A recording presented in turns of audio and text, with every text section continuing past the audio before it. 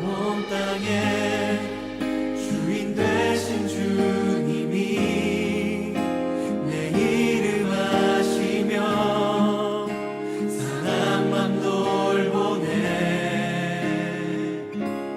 어둠을 밝히시는 새벽별 방황하는 내 맘 주의 길 비추시네.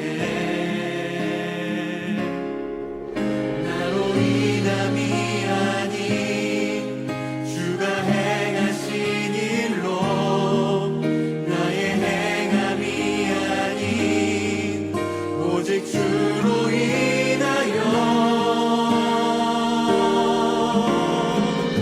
나는 오늘 피었다 지는 이름 없는 꽃과 같네.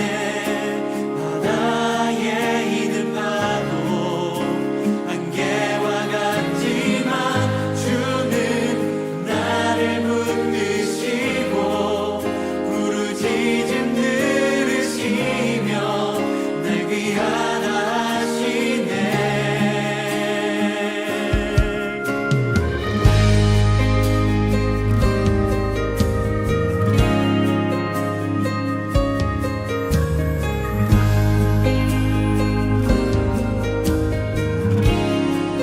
주님은 나의 죄를 보시고 사랑의 눈으로 날 일으키시네. 바다를 잠잠하게 하시듯 내 영혼의 폭풍 고요케 하시네. 나로 인함이 아닌 주가 행하신 일로 나의 행함이 아닌 오직 주로 인하여 나는 오늘 피었다 지는 이름 없는 꽃과 같네. 바다에 있는 파도 안개와 같지만 주는 나를 붙드시고 부르짖음 들으시며 날 귀하다 하시네. 나는 오늘 피었다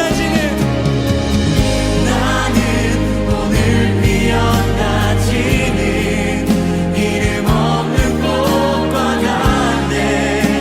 바다에 있는 파도 안개와 같지만 주는 나를 붙드시고 부르짖음 들으시며 날 귀하다 하시네.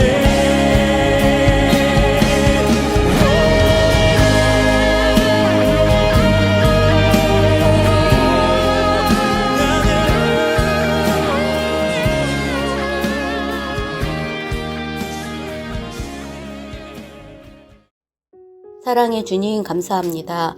3일간의 삶도 주님께서 지켜주셔서 이 시간 수요 예배를 드리게 하여 주신 은혜를 감사드립니다. 이 시간 삶을 통해 주님의 마음을 아프게 해드린 적은 없는지, 나의 이익을 위해 욕심을 부렸는지 이 시간 모든 건 내려놓고 오로지 주님을 바라보는 예배가 되게 해주세요. 주님의 선한 뜻을 구하기 위해 온 세계에 나가 계시는 선교사님들과 가족들 위해 하나님의 사랑이 함께 하시기를, 건강하게 삶이 핍박당하지 않도록 하옵소서. 말씀을 전하시는 목사님께 성령님이 함께 하시어 전하시는 말씀이 살아 역사하는 말씀 되게 하시며 모든 목회자의 가족과 교역자의 가족의 건강을 지켜 보호해 주세요. 우리 찬양의 교회 성도들의 건강과 그들의 생활 터전 위에 함께 하시사 늘 주님만을 믿고 의지하는 삶이 되게 하옵소서. 이번 주일 예배에 임직 예배를 앞두고 있습니다. 임직자들이 주님 주신 직분 잘 감당하게 하시고 늘 깨어 승리하는 삶을 살게 해주세요. 이 모든 말씀 우리 주 예수 그리스도의 이름으로 기도드렸습니다. 아멘.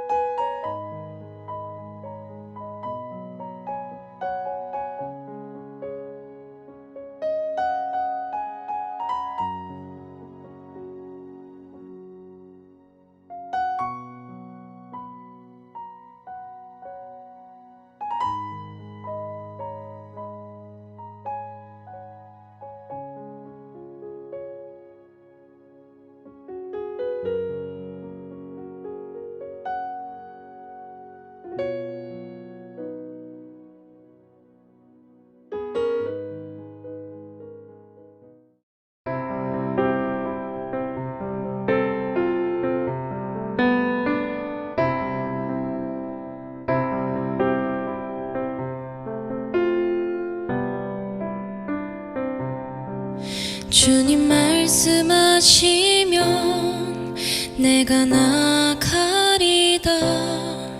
주님 뜻이 아니면 내가 멈춰서리다.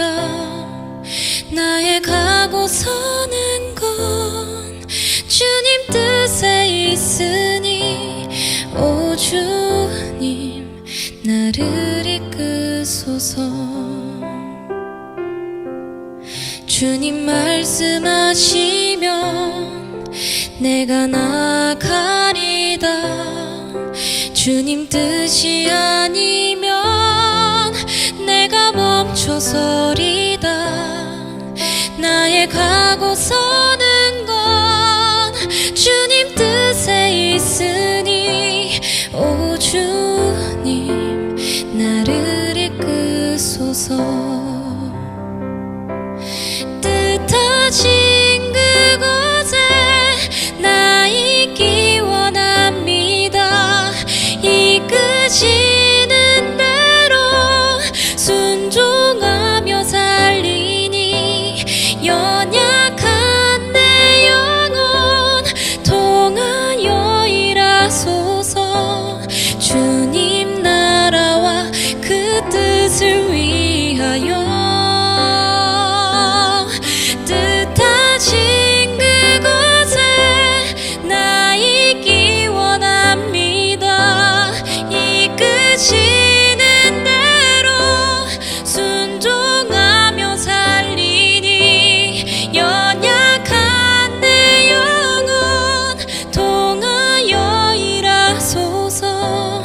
주님 나라와 그 뜻을 위하여 오 주님 나를 이끄소서. 오 주님 나를 이끄소서.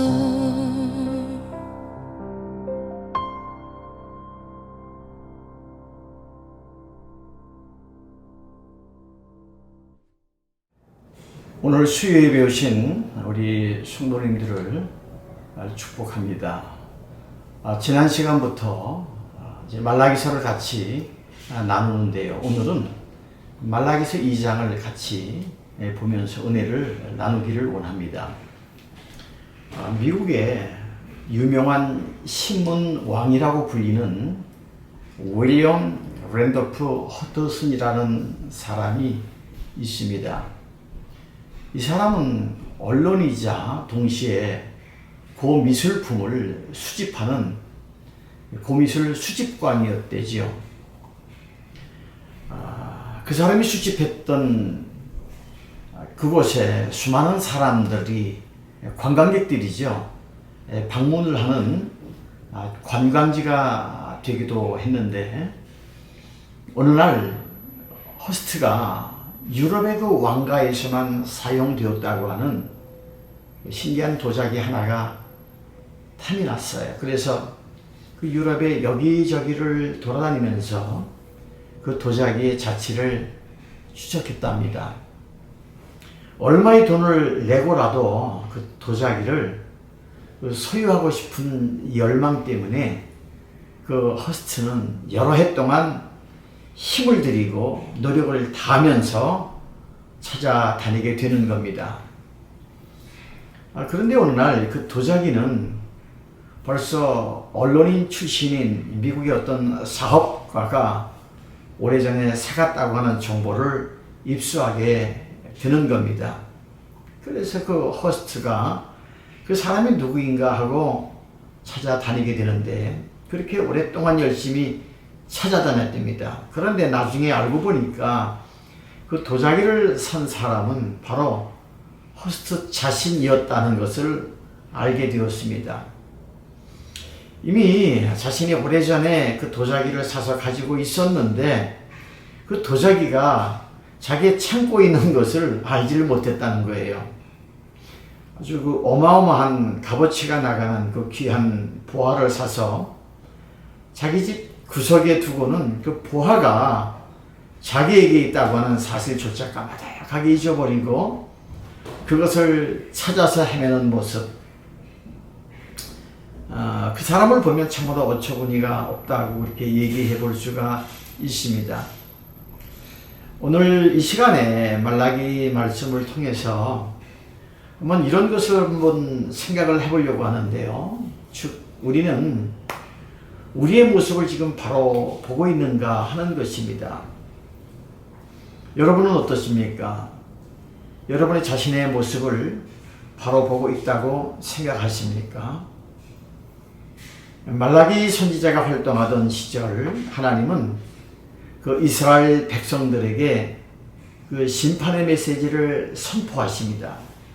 특히 오늘 같이 보는 말라기 2장에서는 하나님의 말씀을 듣고 또 하나님을 경외하는 것이 얼마나 중요한 것인가를 이스라엘 백성들에게 그리고 오늘을 사는 우리들에게 선포하고 있는데요. 같이 한번 성경을 보겠습니다. 말라기서 2장 4절과 5절 말씀을 보시겠습니다. 만군의 여호와가 이르노라 내가 이 명령을 너희에게 내린 것은 레위와 세운 나의 언약이 항상 있게 하려 함인 줄을 너희가 알리라. 레위와 세운 나의 언약은 생명과 평강의 언약이라. 내가 이것을 그에게 준 것은 그로 경외하게 하려 함이라. 그가 나를 경외하고 내 이름을 두려워하였으며. 하나님은 레위 지파를 선택하셔서 레위 지파와 언약을 맺으셨다고 말씀을 하고 있는 것입니다. 그 언약은 생명과 평강을 주는 언약이라고 오늘 본문 4절 5절 말씀을 통해서 말씀하고 있지 않습니까? 레위 지파가 누굽니까? 그 레위 지파의 시조인 레위는 누구일까? 레위는 우리가 잘 아는 것처럼 야곱의 아들 아니겠어요? 야곱의 아들로서 아주 젊었을 때는 아주 혈기가 많은 사람이었다고 성경은 소개하고 있습니다. 자신의 누이 동생인 그 디나가 가나안 족속 중 하나인 그 히위 족속 하몰의 아들 세겜에게 강간을 당합니다. 레위는 그 히위 족속을 전부 살육해 버리기도 했다는 기록이 성경에 나타나 있습니다. 이 일 때문에 그 아버지 야곱은 죽음을 앞두고 자신의 아들들에게 유언할 때에 레위에게는 저주의 예언을 하였는데요. 창세기 49장 5절과 7절에 이러한 말씀이 기록되고 있습니다. 시몬과 레위는 형제요 그들의 칼은 폭력의 도구로다. 내 호나 그들의 모의에 상관하지 말지어다. 내 영광아 그들의 집회에 참여하지 말지어다. 그들이 그들의 분노대로 사람을 죽이고 그들의 혈기대로 소의 발목 힘줄을 끊었음이로다. 그 노여움이 혹독하니 저주를 받을 것이요 분기가 맹렬하니 저주를 받을 것이라. 내가 그들을 야곱 중에서 나누며 이스라엘 중에서 흩으리로다. 이 말씀을 다른 말로 해석을 하면 이러한 말씀이에요. 시몬과 레위는 형제라는 거죠. 그들은 칼을 휘둘러서 거친 일을 했다는 거예요. 나는 그들이 하는 비밀스러운 이야기에 끼지 않을 것이고 또 그들과 만나서 나쁜 일을 꾸미지 않을 것이다. 그들이 화가 난다고 사람을 죽였어. 그들은 장난 삼아서 소의 다리를 못쓰게 만들었지.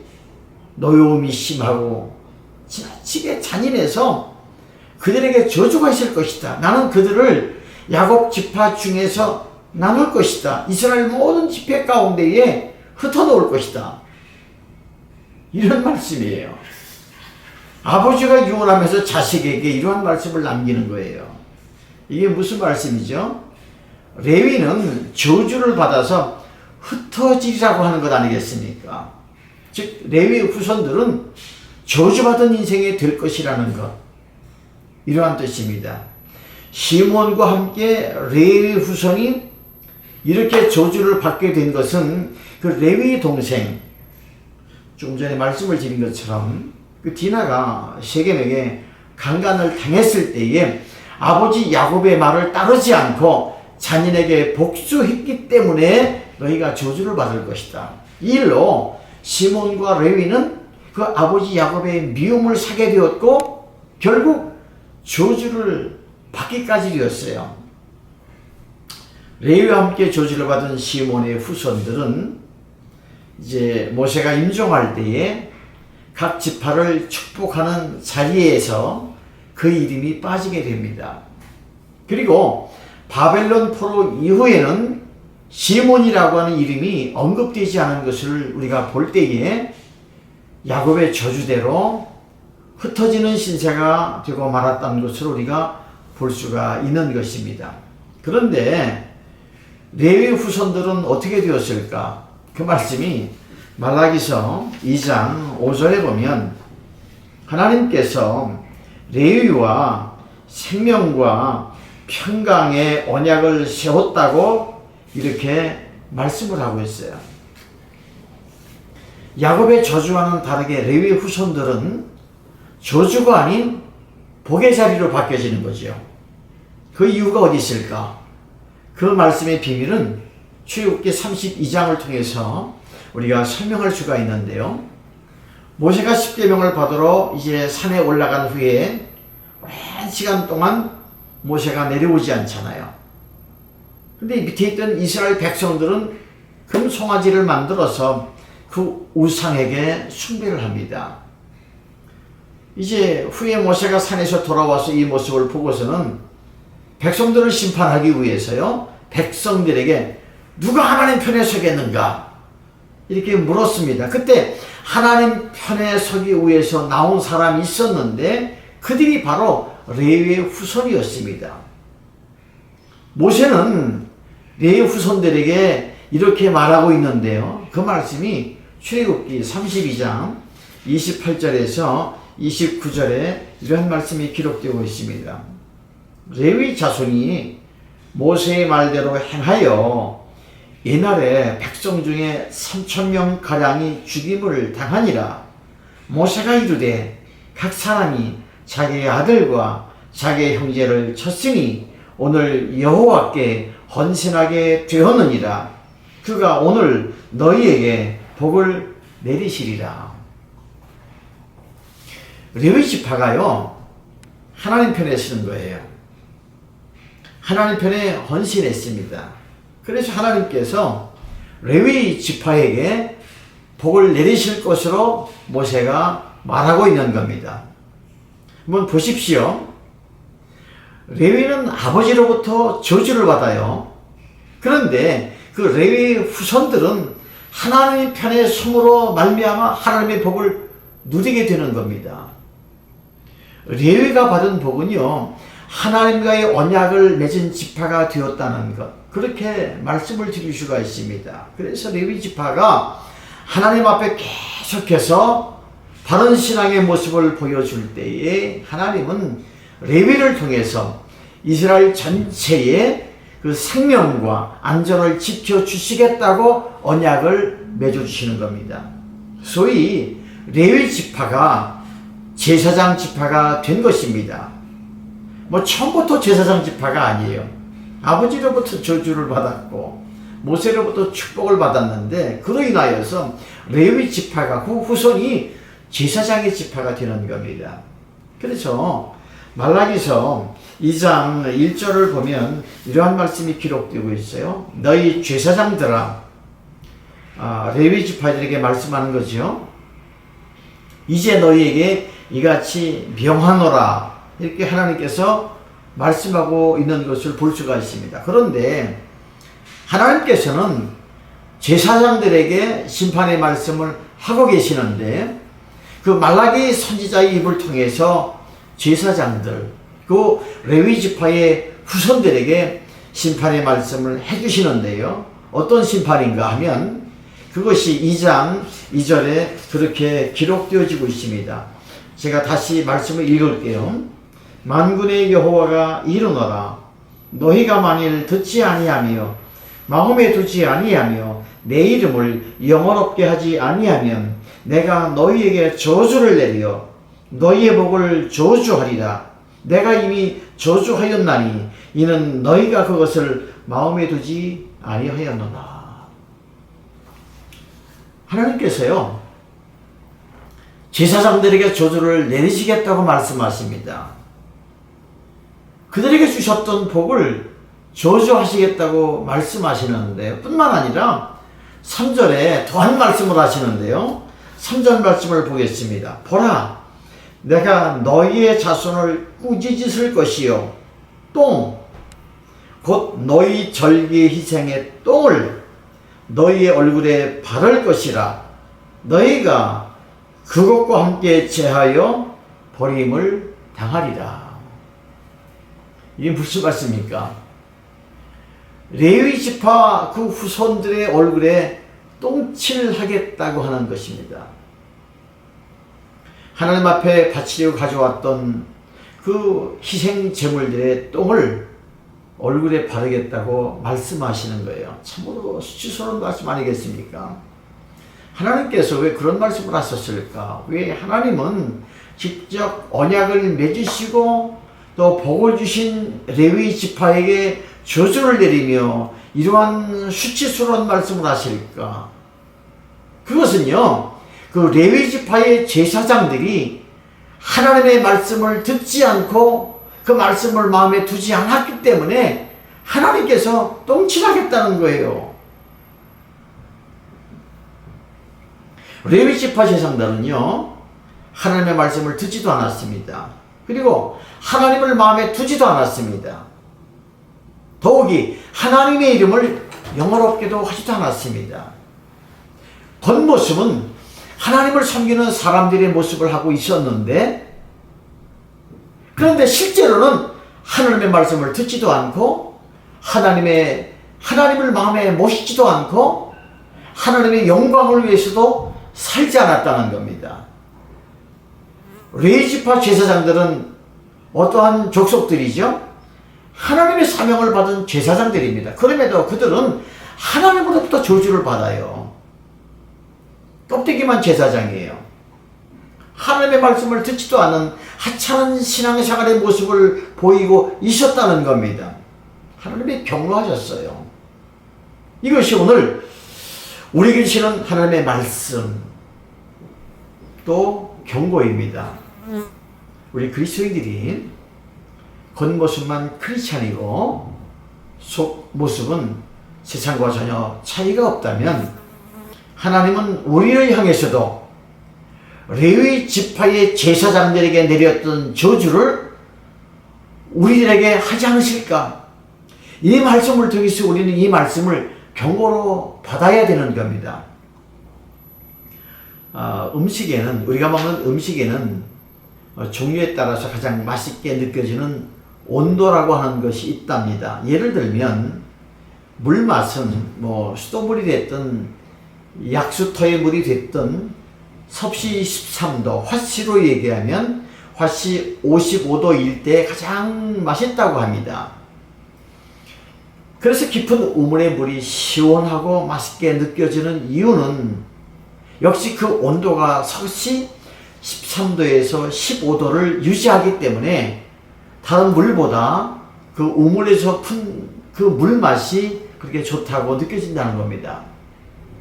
옛날 우리 조상들이, 아니 우리 부모님들이, 뭐 지금도 우리가 식사 후에 자주 마셨던 숭늉의 온도 있지 않습니까?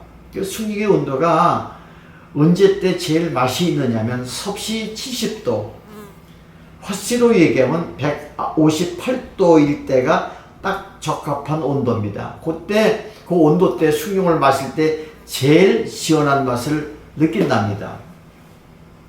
반면에 물이 가장 맛이 없는 온도가 섭씨 35도에서 40도, 화씨로 얘기하면 95도에서 104도라고 합니다. 여러분, 섭씨 35도 그렇게 하면 무엇이 연상이 되죠? 우리의 체온이 어떻게 됩니까? 우리 체온을 중심으로 하는 온도일 때 가장 물맛이 안 좋다는 겁니다.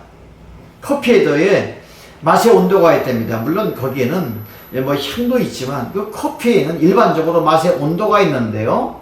섭씨 63도에서 64도일 때, 화씨로 얘기하면 145도에서 147도일 때가 아주 커피의 맛을 가장 느낄 수가 있다는 겁니다. 다시 바꿔 말하면 하나님께서 원하시는 우리의 신앙의 온도가 몇 도일까? 하나님이 원하시는 우리 그 신앙의 온도가 있어요. 이 성경에 계시록 3장 15절과 16절에 기록되어지고 있는데요. 우리가 잘 아는 말씀이죠. 내가 내 행위를 아노니 내가 차지도 아니하고 뜨겁지도 아니하도다. 내가 차든지 뜨겁든지 하기를 원하노라. 내가 이같이 미지근하여 뜨겁지도 아니하고 차지도 아니하니 내 입에서 너를 토하여 버리리라. 이렇게 말씀하잖아요. 하나님께서 원하시는 우리 신앙의 온도가 우리 팔팔 끓는 화씨 212도, 섭씨로 말하면 100도입니다. 하나님이 우리에게 원하시는 신앙의 온도는 섭씨 100도입니다. 펄펄 끓는 것을 원하시는 겁니다. 하나님은요, 펄펄 끓는 성령 충만한 뜨거운 신앙을 원하는 거예요. 동의하시죠? 이도 저도 아닌 미지근한 신앙은 하나님께서 퇴하여 버리신다라고 말씀하고 있어요. 제가 요한계시록의 말씀을 드렸는데, 요한계시록 소아시아 7개의 교회 주시는 책망의 말씀 가운데에 그 교회 주신 말씀이에요. 바로 성도에게 주신 말씀이에요. 차지도 덥지도 아니하고 미지근하면 내가 토해내리라. 하나님이 원하시는 신앙의 온도가 있다는 겁니다. 제가 우리 성도님들에게 이렇게 한번 묻게요. 여러분들의 신앙의 온도가 몇 도이십니까? 여러분들은 몇 도라고 생각하십니까? 하나님이 원하시는 온도가 섭씨 100도예요. 거기에 다다르시기를 바랍니다. 조종사가 비행을 하다 보면 비행 착각이라는 것을 일으킨다고 합니다. 뭐 여객기는 주로 같은 방향으로 이렇게 비행을 하지만 그 전투기를 조종하는 그 전투 조종사의 경우 이 공중에서 뭐 빙빙 돌고 한참을 날다 보면 보십시오. 바다도 푸르고 하늘도 푸르기 때문에 뭐 어느 쪽이 하늘이고 어느 쪽이 바다인지 뭐 구분을 잘 못해서 당황할 때가 많이 있다고 합니다. 또 같은 고도에서 이 비행기가 선회 비행을 하면서 회전할 때는요, 속력을 좀 내면 비행기가 자꾸 위로 올라가는 것처럼 느껴진대요. 그리고 반대로 속력을 좀 늦추면 비행기가요, 땅으로 떨어지는 것처럼 느껴진다는 것입니다. 사실은 같은 고도에서 날고 있어도 이 조종사가 느끼는 것은 종종 이와 같은 비행 착각을 일으킨다고 하는 거예요. 그렇기 때문에 조종사가 비행을 하다가 비행 착각을 일으켜서 어느 쪽이 바다고 어느 쪽이 하늘인지 잘 분별되지 않을 때나 비행기가 뭐 위로 가고 있는지 밑으로 가고 있는지 분명하게 알려고 할 때에는요, 자기 감각에 의해서 판단하지 않고 반드시 계기판을 보아야 한다는 그런 이야기가 있습니다. 비행기를 조종할 때요, 조종사의 감각 물론 필요하겠죠. 그런데 비행기의 그 계기판이 같다면 구태여 계기판이 있어야 할 필요가 없지요. 다른 경우가 많기 때문에 비행기에 계기판이 있다고 하는 것입니다. 그러므로 비행기 착각이 일어날 때는 조종사 자신이 어떻게 느끼든지 상관없이 뭐 계기판에 나타난 사실을 믿음으로 받아들여야지, 그렇지 않으면 공중에서 사고를 일으킬 수 없다는 그러한 이야기가 있습니다. 조종사가요, 비행기를 조종할 때 비행 착각을 일으키는 것처럼 잘 들으셔야 됩니다. 우리 크리스찬들도 자주 이런 착각에 빠질 때가 있습니다. 다시 말해서 신앙 착각에 빠질 때가 있습니다. 조종사가 비행 착각에 빠질 수 있는 것처럼 우리 크리스찬들도 신앙 착각에 빠질 수 있다는 거예요. 나의 신앙이 하나님의 말씀과는 동떨어져 있는데 나의 감각과 그리고 나의 경험과 나의 신앙의 연수만을 생각하면서 우리 스스로가 나의 신앙은 아주 건강하다고 생각하는 착각입니다. 이걸 우리가 경계해야 되는 겁니다. 이런 착각에 빠지지 않기 위해서는 반드시 하나님의 말씀으로 나의 삶과 신앙을 측량해 보아야 되는 것입니다. 하나님의 말씀은 비행사에 있어서 비행기에 있는 계기판이라고 바꿔 말씀을 드릴 수가 있죠. 나의 신앙의 경험으로 판단하는 것이 아니라 하나님의 말씀으로 판단해야 되는 겁니다. 동의하시면 아멘 하시기 바랍니다. 사랑하는 여러분, 오늘 말라기서 2장을 같이 공부하면서 말라기 선지자를 통해서 하나님께서 레위 지파 제사장들에게 주신 메시지는 그 자신들만의 기준에 사로잡혀서 하나님과는 상관없는 신앙생활에 빠지지 말라고 하는 것 아니겠습니까? 그러면 하나님께서 저주할 것이고 후손들에게 똥칠하겠다고 말씀을 해주고 계시지 않습니까? 이 말씀이 우리에게도 저는 유효하다고 생각하는 거예요. 아니, 생각이 아니라 유효하다고 저는 믿습니다. 우리가 신앙 착각에 빠져서 나의 신앙이 아주 건강하다고 착각을 하고 나의 신앙의 연수와 경험에 비추어 전혀 문제가 없다고 생각한다면 하나님은 저주하시고 후손들에게까지 저주를 내리신다고 말씀하고 있습니다.